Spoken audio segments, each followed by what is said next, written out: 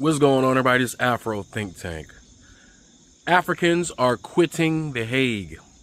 Burkina Faso, Mali, and Niger, the three Pan-African countries that are currently ripping France and the rest of Europe off the teat of Africa, along with other African countries.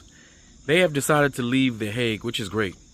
The Hague, which is supposed to be the world's policing body, the world's body of holding people accountable, only seems to hold African leaders accountable.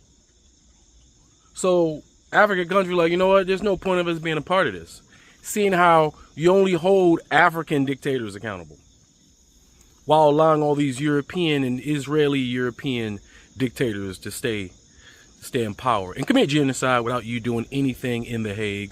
The Hague got all the smoke for any African junta, any African leader that does anything. All of a sudden, we're talking about human rights and famines and this and that. Oh my God, let us white people from Europe go here and save the African people from these tyrants that we created and sponsored, by the way. So, but when white people do it, like when the Russians do it, when they got somebody like Vladimir Putin, who's a bigger dictator than any dictator that ever dictated in Africa, you don't do shit. You got Benjamin Netanyahu, which you have an arrest warrant on, but you ain't got no smoke to go get his ass like you would if it was an African leader. So there's no point of Africans being a part of these white institutions that are inherently racist and useless, by the way, because they don't do their job. Just like the UN doesn't do their job. Just like NATO doesn't do these jobs. Just like all these white European institutions don't do their actual job, right? But they always got smoke for African and Asian countries, by the way. Yeah, the Hague, they'll go all into Asia and grab some Asian dictators. Oh yeah, you're a bad person. We need to hold you, let's put you underneath the jail somewhere in Europe. Yeah. But white ones, no, never. White ones, they get a pass because they white. So what's the fucking point? I'm loving how African countries are detaching themselves from white institutions, from the ICC, from not accepting money from the Federal Reserve, not being a part of their farce of a justice system, the Hague, all that shit. Africa don't need shit from none of these white countries. These countries need shit from Africa. And I'm so glad these leaders are figuring that out and they're doing something about it. I'm telling you, Africa's the future. I've been saying, how long, somebody tell me in the comment section, how long Afro Think Tank been saying Africa is the future? How long have I been talking about this even before any of this shit was happening? I told y'all this was all happening and people didn't believe me. Oh, yeah, you just saying stuff. You just want it to happen. You just too super Afrocentric. Yeah. What you want me to be, Eurocentric? I never got that. Like, what you mean? I'm too Afrocentric. I'm African. I'm supposed to be as Afrocentric. We all supposed to be Afrocentric. Centered in Africanness, because that's who we are. Centered in ourselves, in our own frame, as Africans. Viewing and seeing the world from an African point of view. Our laws should be from an African point of view. Our religious and spiritual guidance should be from an African point of view, from our own point of view. Just like white people got their own morality from their point of view. You see how that shit working out. All right? We should have our own shit. Right? And I'm glad that we're doing it. So African countries going to make their own thing. They're going to make their own justice system that encompasses all of Africa. Africa's coming together. You see, here's the funny part. Ignorant people look at Africa as one big country because that's how white people sell it, right? But it's really 55 different countries with thousands of different languages and ethnic groups. Africa is legitimately the world, and Europe and Asia is a small sample size of the world, which is Africa, actually, to tell you the truth. But one day, the goal is, by the African Union and the Pan-African Parliament, Africa will be one country one day. It will be. It'll be the United States of Africa. I can't wait. Now, I'm pretty sure I won't be allowed to see that one. Well, I don't know. Shit, I can't even say. I think the plan is 2060. See, they got their own plan, just like white people got their Project 2025, which they are implementing. For what reason? I don't know, because there ain't enough white people to have anything. Like, I don't know why Europeans started now to build Greater Israel. Ain't enough white people to occupy the land. Yeah, there's not enough white people to occupy any institutions white people are trying to create. That's the thing about it. It's like, what are you doing? You're just going to give it to us. Because we're the only people that got populations. We're the only people that got children. All right? But anyway, Africans have their own plan that white people are not taking seriously. And because white people don't take seriously, don't advertise it as a serious threat. So that means the black people on the globe don't know what's happening. But African countries, all 55, have highly complex plans that will culminate into a one country. Then you can say Africa as is one country, because it will be one day, whether it be formed as a federation or not. Right now, Africa's forming into 3 massive blocks. We're not going to include South Africa. They're still colonized by all the white people, and the black people got the white minds, where the coloreds got the white minds, and the African people, the real black people, the pro-black people are fighting for their country. But don't worry, Africa's on the way once we get our shit together, because there are 3 powerful blocks building in Africa, right? That encompasses West, East, and Central, right? Don't worry about the North. We'll get the North of them Arabs eventually. Oh, just so y'all guys know, when y'all look at North Africa, I need you to understand that it's sparsely populated because it's a freaking desert. All right, so those Arabs, they're not really Arabs. They're North Africans mixed with Europeans who immigrated there after World War I and II. Okay, keep in mind, the British occupied and made a bunch of mulattoes who are now running around pretending to be Arabs. All right, that's why the real Arabs don't rock with them, because they know they ain't the same. They may look the same, but they ain't the same. When you mix black, white, and Asian, they come out the same way. That's what there's nothing different. When you come to America, you see a mixed dude, you know what I'm saying? That's black, white, and Asian. An Indian is an Asian, right? Far removed, but Indian is an Asian. Then you got white and black, right? There's only 3 groups of people on this goddamn planet. You got us, the main people, the default, the black. Then you got the Asians we created and the white we created. Everybody's a combination of one of those, of different variants of those 3. Right, just like Arabs, they ain't nothing but a combination of African, Asian, and European mix through the trades route. The Middle East ain't nothing but where we all met to trade goods and services. That's all the fuck that is, right? Arabs ain't a people. They are a combination of people. They are a result of fucking on the goddamn trail. All right, that's what they are. So the Arabs are the first mixed mulattoes, and the North Africans are the most recent over the last 800 years, but more recently last 100 years, when white folks coming down, migrating as illegal immigrants, running away from all the war and famine in Europe and that North Africa, pretending, because we know white people love to pretend like they something, and they will die on that hill.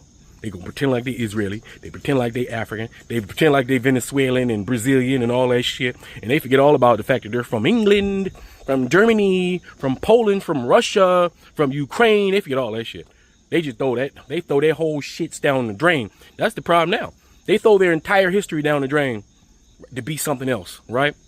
And because of that detachment, that's why they have strategically lost, right? Because they're not really attached, even though they pretend like they are economically, but socially they're not, right? So yeah, Africa's detaching themselves. Africa's building their militaries, building their military industrial complex, building their own world banks that they regulate. All that shit's happening right now, while you still got dumbasses talking about hairlines, Africa's a bunch of spear chuckers and this and that, calling themselves FBA. FBA is the loser group of people who don't know what the fuck's going on in the world. ADOS is just a freaking white supremacist. They're like the fucking the twins. You know the twins, the 2 coon ass twins on YouTube. They're like the organized version of that. That's what they are. They rather be with the white folk. ADOS. They want to be slaves. They like that shit. All right. So while them losers are over there in the corner, delineating into nothingness, the African world is getting their shit together. And at some point, there will be a there's already the mass migration of African Americans and other African diaspora to Africa has already started. And as that the development slowly but surely builds up. And as African countries do good business with other countries and start developing their nations, while everybody's making jokes, still talking about third world, Africa's going to be developing and developing and developing and developing. Before you know it, it's going to be the first world cities, first world everything. Top of the flight, high end everything, while the rest of the world burns. Anyway, tell me what you guys think about this in the comment sections. Afro Think Tank, learn something, teach some. I'm out. Burkina Faso, Mali, and Niger say that they are withdrawing from the International Criminal Court. The 3 West African countries accuse the ICC of being a, quote, instrument of neo-colonialist repression, saying that it only targets less privileged countries. They said they will no longer recognize its authority. Mali, Niger, and Burkina Faso are all led by military governments, and those 3 governments have said that they will set up what they called indigenous mechanisms in its place. Al Jazeera's Nicholas Haque reports from Dakar in Senegal. An instrument of neo-colonial repression in the hands of imperialism. Those are the cutting and strong words used in a joint statement from the Sahel countries. They say that the International Criminal Court delivers selective justice, a feeling shared by other countries in Africa where there seems to be a disproportionate amount of Africans being prosecuted at the ICC. There's been former heads of states, politicians that have spent years in detention to be then released without charge. Now, in the statement, they say that the ICC seems incapable of prosecuting obvious crimes, crimes against humanity, war crimes, but also crimes of genocide, clearly pointing the finger to Israel without mentioning them by name. And so this statement from these three countries to wanting to leave the ICC comes just as weeks ago a delegation of Republican senators visited Ouagadougou, the capital of Burkina Faso, where there was discussion over the ICC membership. Now, the United States is not a member of the International Criminal Court. And so these three countries now, Mali, Burkina Faso, and Niger, say they will create their own tribunal to try their own crimes of human rights violation away from The Hague, but on their own soil. Nicholas Haque, Al Jazeera, Dakar. Mali has joined Burkina Faso and Niger in officially quitting the group of French-speaking countries. Mali, through its foreign ministry, wrote to France on Tuesday, March 18th, notifying Paris that it was leaving the Organisation Internationale de la Francophonie, or OIF. OIF, which is an equivalent of Commonwealth among the English-speaking nations, has 88 member states from 5 continents and is headquartered in French capital Paris. The OIF member states share French as a common language. In its letter to Paris, Bamako said it could not remain a member of an organization whose actions are incompatible with constitutional principles of Mali. Mali's exit from OIF comes a day after its Sahel neighbor Niger also announced its departure from the group. On Monday, March 17th, Niger's foreign ministry, in its letter to France, said the Nigerian government has independently decided to withdraw Niger from OIF. Niamey did not give an official reason for quitting the group of French-speaking nations, though in a previous statement dated December 25, 2023, Niger said OIF was an instrument in the interests of France. Burkina Faso's official news agency AIB reported on Tuesday that the government of Burkina Faso officially submitted its OIF exit notice on February 28, 2025. According to AIB, the government of Burkina Faso was concerned that OIF had deviated from its original mission of promoting cultural and technical cooperation and instead became a biased instrument of political manipulation. Ouagadougou added that it could not continue being part of an organization that no longer aligns with Burkina Faso's legitimate expectations in terms of justice, equality, and fairness. All the 3 Sahel countries, Burkina Faso, Mali, and Niger, had been separately suspended from OIF. Mali was the first to be suspended from OIF in August 2020 following a military coup which overthrew President Ibrahim Boubacar Keïta over the handling of the country's economy. Burkina Faso's suspension followed in February 2022 after the military ousted President Roch-Marc Christian Kabore in January that year over widespread insecurity. Niger was the last to be suspended from OIF in December 2023 after the military deposed President Mohamed Bazoum in July that year over insecurity. The OIF, which was formed in 1970, says its main objectives are to promote the French language and political, educational, economic, and cultural cooperation. In recent years, France has come under intense pressure from its former colony states, Burkina Faso, Mali, and Niger, with the 3 West African countries expelling French troops and also revising economic partnership agreements on natural resources, mainly minerals. Mali has also dropped French names, which were previously used to identify streets and public facilities.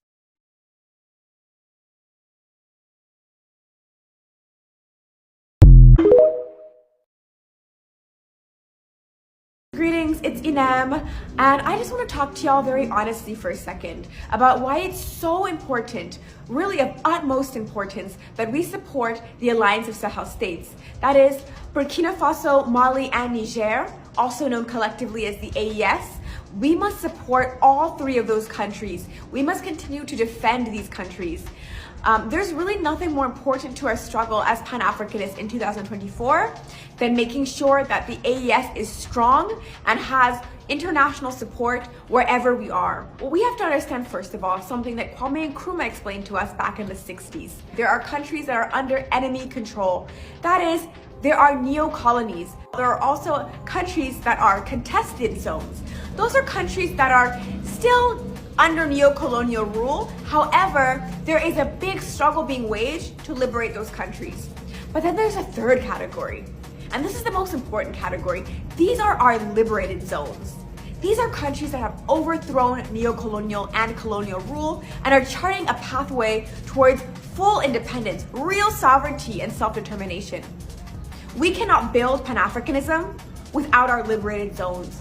The liberated zones must come first. Why? Because imperialists will do everything possible to topple them.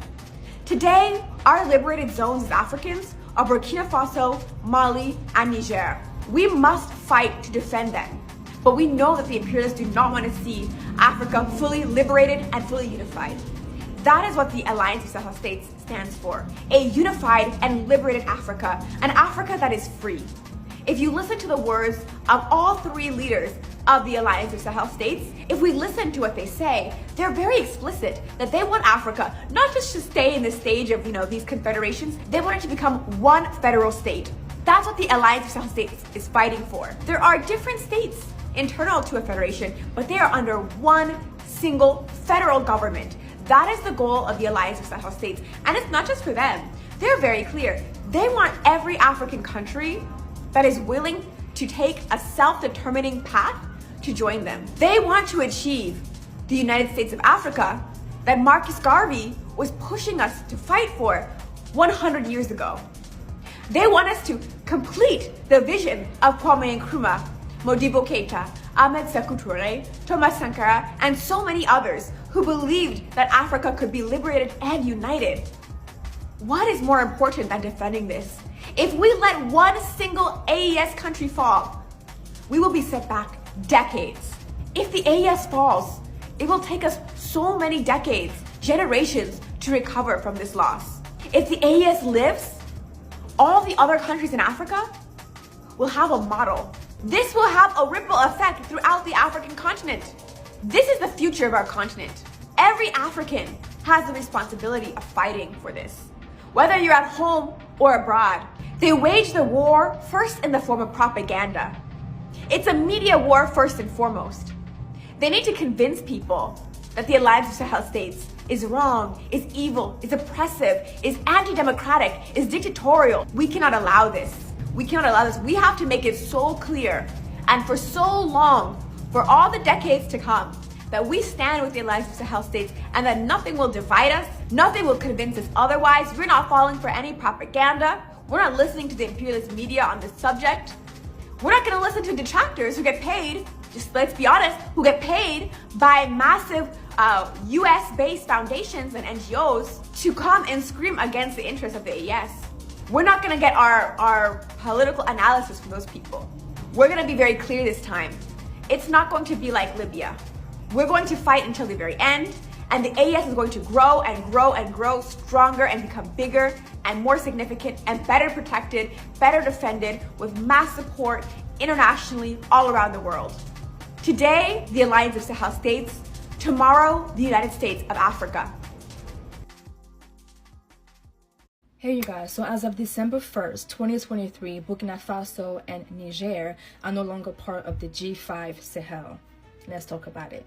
All right, so in order to understand, why they left the G5, we need to really go back to 2014. In 2014, the G5 Sahel was created, which included Mauritania, Mali, Burkina Faso, Niger, and Chad. And it was created to combat terrorism and to promote regional development, okay?